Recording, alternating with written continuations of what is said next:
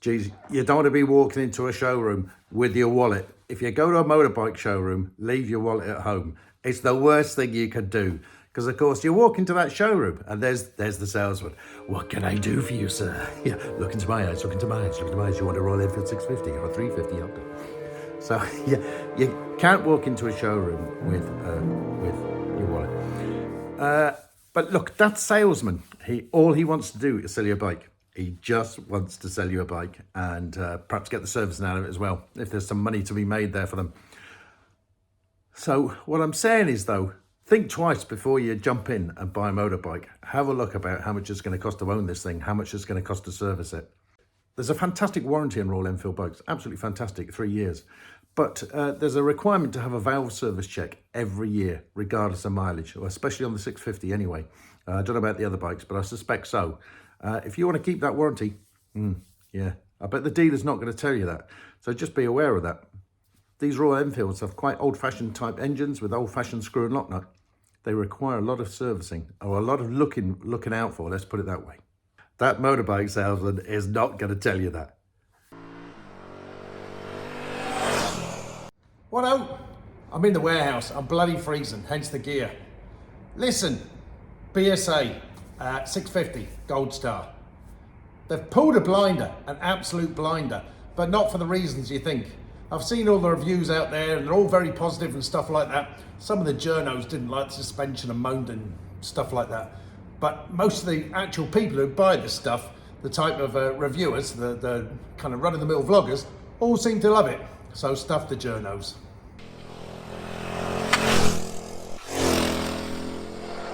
But what the BSA brand haven't done is got over one fantastic message, and it's a message that none of the vloggers have got over either. The valve service intervals are 24,000 miles. Yeah, 24,000 miles. You could own that bike for life and never get a valve service done. Take it into your dealer once a year, get an oil change and a filter change and an air filter every now and then. Done, that's it. It's a double overhead camshaft, 2 tiny little camshafts. So if you did need to do the valve clearances, what's that, 24,000 miles, what's that, 37,000 kilometers? I just looked at a piece of paper down here and it's not actually written on it. I've left that in the other room. So, most people who are going to muck around on a Sunday afternoon, keep the bike for 4 or 5 years, something like that, they're never going to have that valve clearances done. That's what BSA should be pushing, because buy a Royal Enfield 650 and you need a valve service interval at 500 miles and every 5,000 miles thereafter. And if you want to keep your 3-year warranty, they insist you get the valve clearances checked every year, regardless of mileage.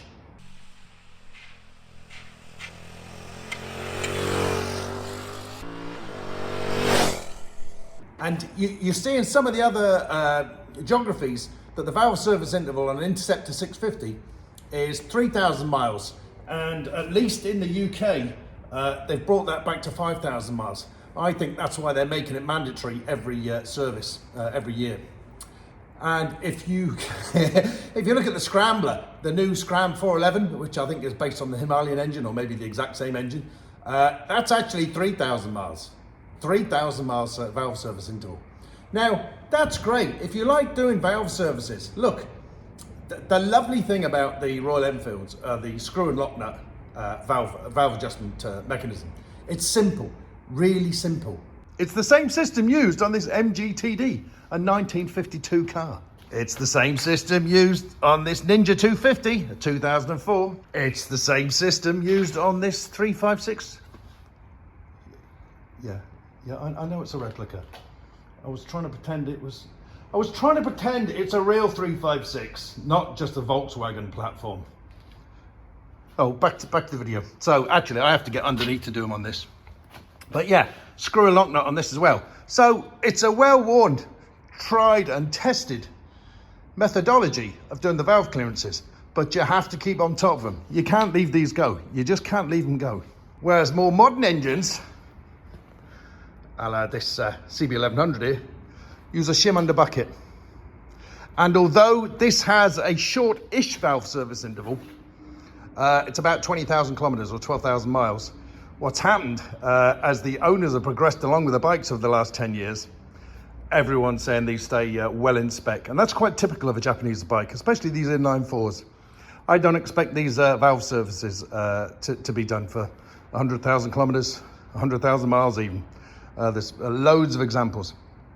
And that is because it's just a more modern engine. And this is actually an air and oil-cooled engine like the Royal Enfield 650s actually.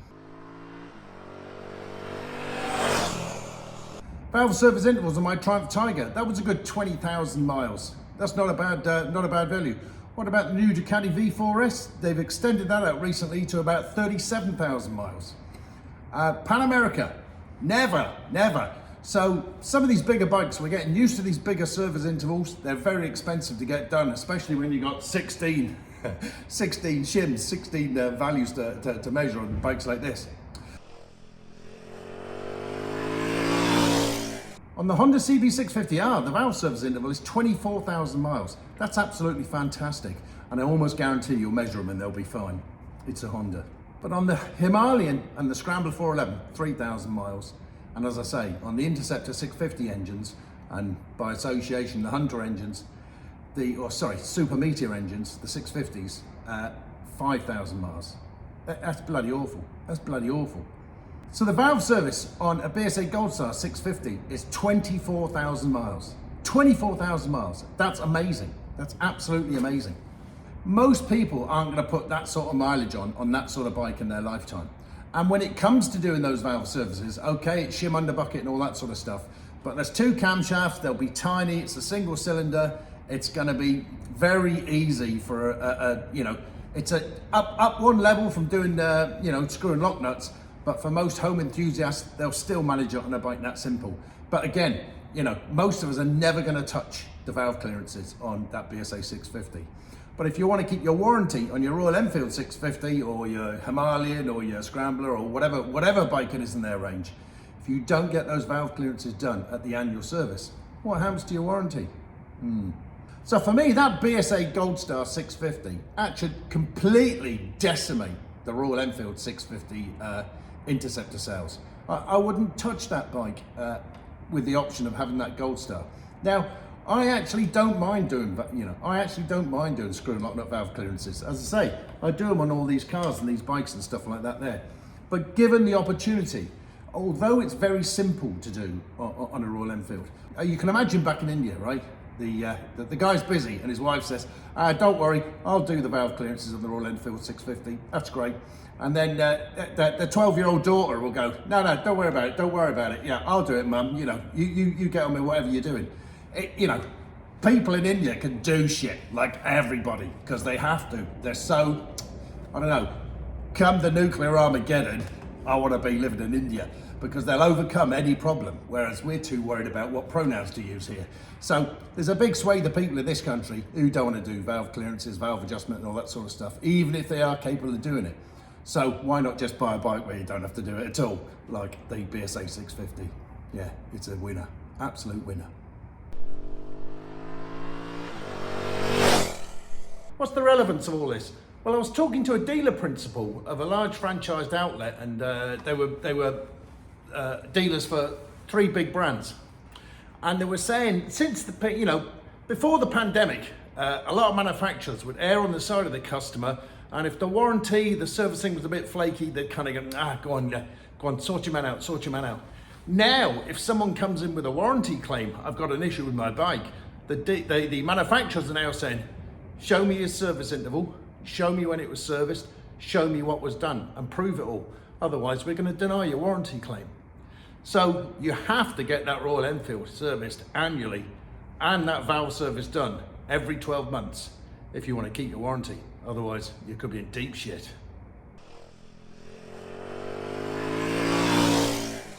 So maybe this engine design and development is something that Royal Enfield may live to regret. Who knows? Only time will tell. There's a lot of other things in the melting pot. It's not just based on that alone, of course. But if BSA or the BSA brand owners can ramp up that production and make money on that bike and keep it going, they could totally decimate those Royal Enfield 650 sales. And it depends if they can come up with other variety of bikes as well. I mean, look at some of the fantastic Royal Enfield bikes they're coming out with now. That 650, what is it, 650 Hunter, Super Meteor. Yeah, 650 Super Meteor. What a lovely looking bike. A bit heavy, mind, but a lovely looking bike. But just based on that BSA Scrambler on the stand, wow. If they ever produce that, they'll just double their sales again. I think it's something that Royal Enfield should have gone down the road with first, looking at a Scrambler platform, but they've gone for that kind of cruiser platform. Listen, that Royal Enfield chassis has got limited rear suspension, 88 millimeters. It just doesn't, it doesn't bode well for our roads in, let's say, UK and Ireland anyway, let's say. It'd be interesting to know what the rear suspension is on the BSA. I don't see that anywhere, but judging by the gap between the rear wheel and the mudguard, it's possible that it might be a good sort of 20 mil plus longer than the Royal Enfield as well, which might be the reason why a lot of people are finding it more comfortable than the Royal Enfield. So, will that come back to haunt them anyway? Let's see. But look, BSA have got a thoroughly modern engine. Okay, it's not theirs. They've taken shortcuts. It's someone else's engine that's been modified for them. But hey, so what? It's a brilliant engine. Wonderful valve service interval. No doubt it's going to be reliable because it's been around for a long time in several guises. BMW used it for a while. So we'll see. We'll see how that goes. I think it really hinges on whether the BSA brand owners can actually manufacture enough bikes to make a dent in Royal Enfield. Like Royal Enfield have massive production power, you know, that could swing the balance. Who knows? You know, I don't know the big detail about that.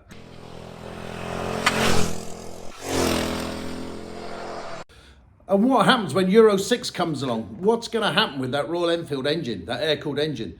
I'd say that BSA are going to be able to modify their water-cooled engine a lot easier than Royal Enfield are going to be able to do something with theirs. So let's see what the future holds. It can be very desirable to have higher compression ratios in an engine. If you're higher compression ratio, the more efficient you can make the engine. That's not the only criteria, of course, but the more higher the compression ratio, the more efficient you can make the engine. Now, Royal Enfield are limited in how much compression ratio they can go to on that air-cooled engine before there's too many other considerations and stuff like that. So I'd say the BSA crowd, they've got a lot of wriggle room when it comes to emissions and changing the output of that engine if they want to. So we've already seen that the BSA 650 is coming out at a bit of a premium over the Royal Enfield. But I think given the engine technology alone, it's worth it. It's worth it 10 times over.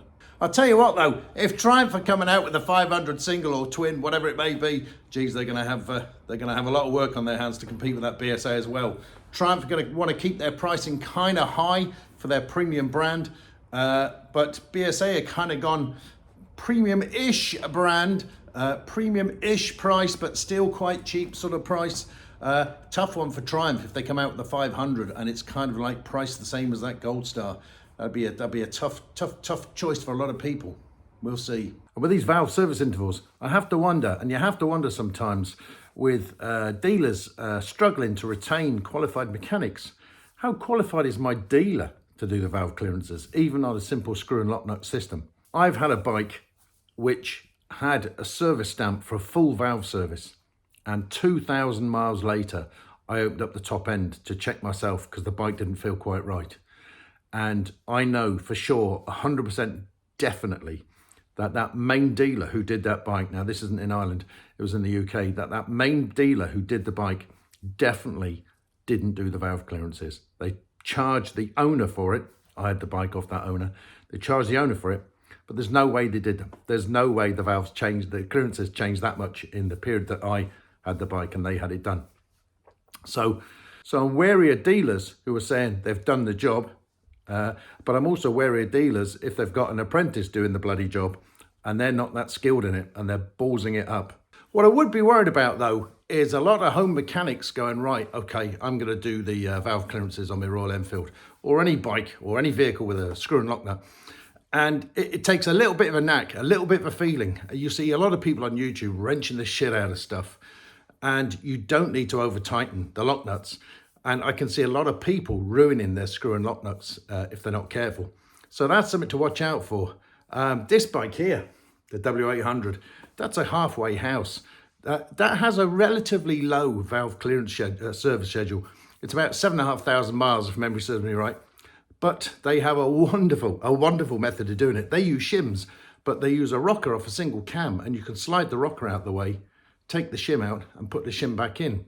So that's even easier for a home mechanic. They don't have to take camshafts out or anything like that. It's got to be the best system on the market on a retro bike, I will say. What else? Well, Triumph T100. The valve service interval on a T100 now, the 900cc bikes, is just the first one I looked up. That's now 20,000 miles. That's pretty damn good. That's pretty damn good. Okay, the camshafts have to come out.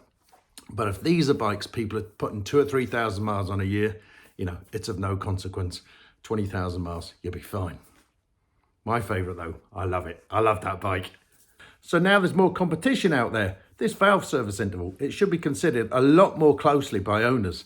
And look at bikes like this. Now, I absolutely love that bike. I've ridden it. It's a lovely bike. It's fantastic. Yeah, there's things that you might like and might not like about it, but it's a wonderful bike. Look, it sells in the gazillions, you know, so it's a brilliant bike. But when you're faced with competition, there's other things to look at. And people very rarely think about servicing costs when they buy a bike. I think that screw and lock nut valve clearance system on that bike is its Achilles heel. And that's what's going to be the Achilles heel in all of their range if the competition comes out and brings out bikes in that sort of price range. Now, if you're going to do 1,000 miles a year or 800 miles a year, because that's all you're going to do with your bike, who cares? It doesn't matter.